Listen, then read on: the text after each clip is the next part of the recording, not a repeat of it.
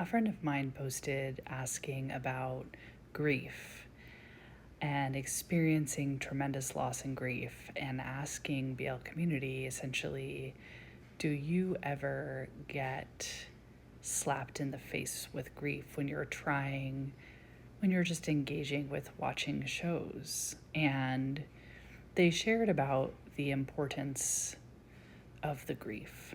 Like, what I gleaned from what they said was that it feels almost like a betrayal to the loss to forget for a moment and experience joy or excitement in watching our silly little gay shows. And they were asking for our experience and wisdom or just solidarity, I think, with this video. And I wanted to talk about it a little bit. It felt inspiring to me and so relatable. And there are a whole lot of things that I want to say, or even things that I think about that help me with grief. And I have experienced very painful, challenging, and traumatic losses in my life. And one of them, the anniversary was really recently, and it's still pretty fresh. And I'm experiencing in my grief a lot of anger this year. So I just wanted to say that, I know another community member who I love lost someone important to them just a couple days ago. And this is a very difficult time of year, I think, to be grieving, even though so many of us are. And it is also a difficult emotional experience to contend with, to try to allow space for joy when you are in the depths of grief. And so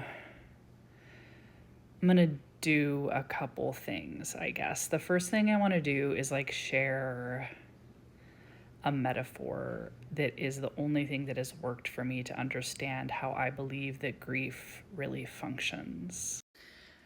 Basically, the way that I think about grief is that it's like an ocean.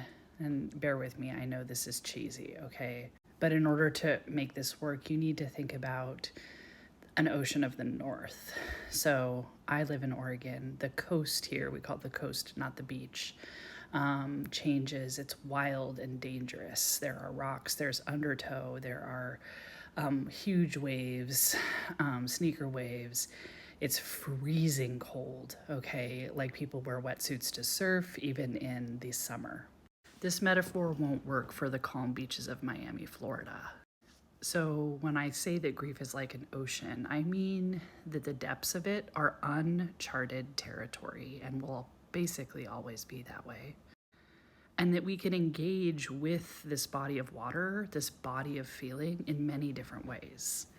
And in my experience, sometimes grief is like drowning in a freezing cold water without being able to see land. And it feels like a miracle that you survived in the middle of the ocean.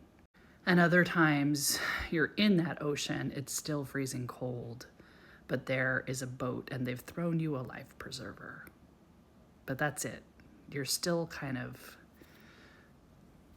on death's door. Sometimes it's calm and we can float in that life preserver, and we might feel numb or we might feel pain, but we know we're gonna make it. Someone's gonna pull us ashore, pull us on board soon. Maybe we can feel ourselves being pulled up, held up by other people, right? Sometimes people get in with us. They get in with us and are in it submerged. So even though we're freezing cold and it's scary, we can still feel their skin and the warmth of their bodies or their presence with us in the grief. Sometimes we're on the beach looking at it. It's a little bit farther away, but it's there. We can smell it, we can perceive it, right? Even if we turn our back to it, we know that it's there.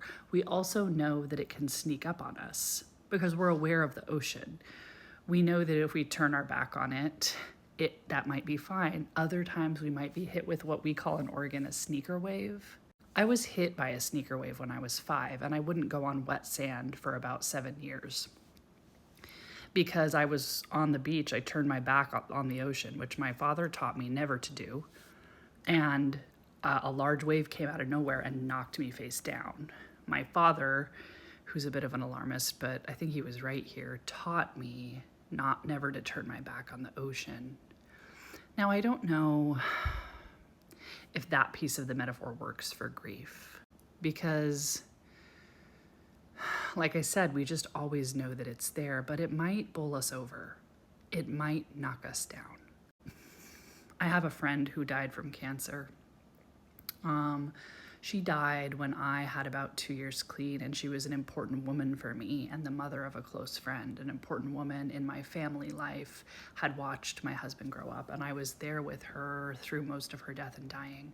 And she was a spitfire woman. She was loud, she was brash, she gave the best fucking hugs, and she loved really fiercely. She died in 2009, and I still haven't been able to read the Silmarillion because I was reading it aloud to her. I've never finished it. One time, she sent me on an errand to go get her some of those wet wipe toilet paper because she didn't have a lot of mobility, and she was loud and brash. She's like, I need to wipe my fucking ass. I can't wipe my own ass. And it's a really funny memory that I have of her because she was just Joanne. She was wonderful. And so I went to the store, and I went, and there was the bright lights, and I got her what she needed, right? And this is months later after she died. She died quickly. I was in the same store in the toilet paper aisle, and I started sobbing. And it took me even a second to figure out why. And then I started laugh crying because like her spirit, for lack of a better understanding, just was yelling at me about wiping her ass. But it was a sneaker wave. And I'm grateful that in that moment, I could be experiencing a sneaker wave, but I could also be on the beach walking, and I could dip my toe into grief, and I cried because I missed her. And I remembered how I was of service to her and how I lost her. And I felt grateful to have her be jovial or cranky or to yell about wiping her ass because I cherish that memory, right? But it was a sneaker wave. It knocked me over. I didn't expect it. And, you know, I think my experience with grief is that it just doesn't go away. But my relationship to it sort of changes. And so I find that it can be more common. Remember the coast in Oregon, the ocean is always cold. It's so cold that it hurts, right? But in the rare days that we have a bright, shining sun and it's 85 degrees, I don't know what that is in Celsius, someone tell me. And we can walk on the beach and the ocean is sparkling and we can listen to the waves and we're in awe of its splendor and beauty because in the grief it is also love, because the depths of the ocean and the grief are a reflection of our love. And I can dip my toe in or I can wade out and it hurts, it stings still because it's so cold. But I can also feel the warmth of life, right? And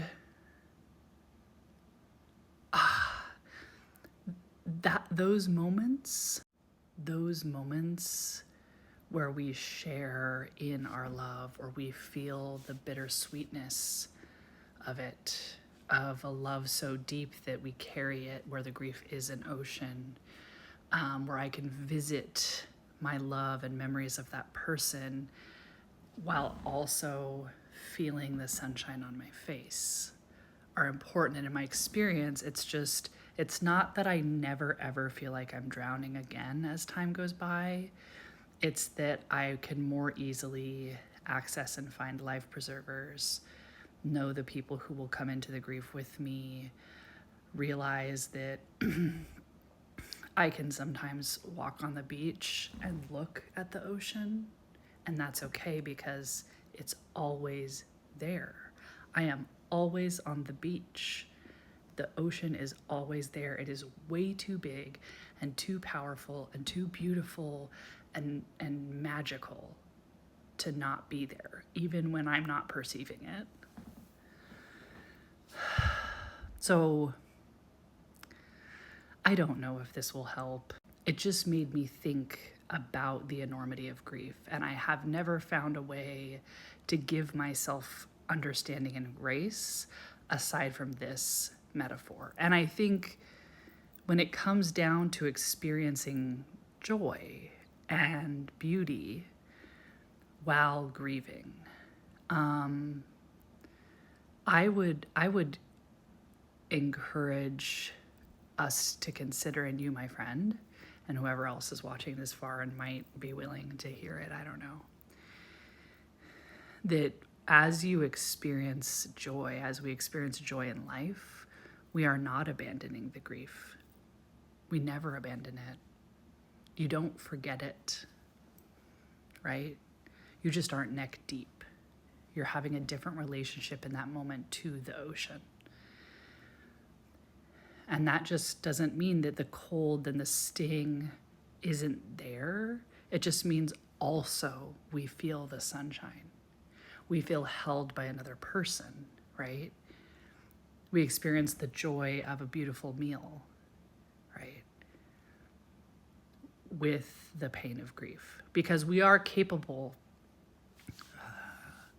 of enormous feelings. We have tremendous capacity as human beings. It's remarkable. And I know that if you're in grief, you know that. Because every time you fucking get up and go to work or allow yourself to feel joy when it feels like there is no room, right? There is no room for other feelings. You still are capable.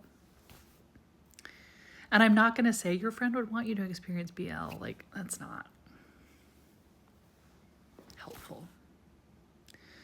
I don't know if it's your friend who passed, but like, I do think that when the people that we've lost, when they were alive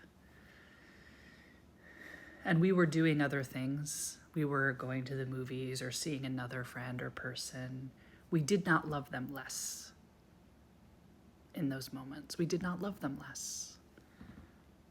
And so when we experience joy inside of our grief, we are not grieving less. We are not loving less. We aren't. It's just not possible. Once you've loved, it doesn't go away. That's what I think. This is a tremendously long TikTok, and I feel quite emotional. And I actually have more things to share. I don't know. I might do that if that feels helpful. But I'm grateful to talk about grief because I'm in it too. And so when I saw my friend's video, I felt a kinship. I felt a caring that someone else was just courageous enough to put out there. I have grief and this is hard and confusing.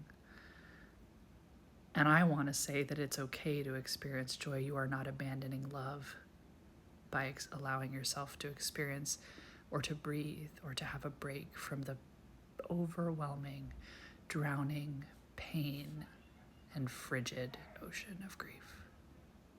You're simply feeling the sun as well.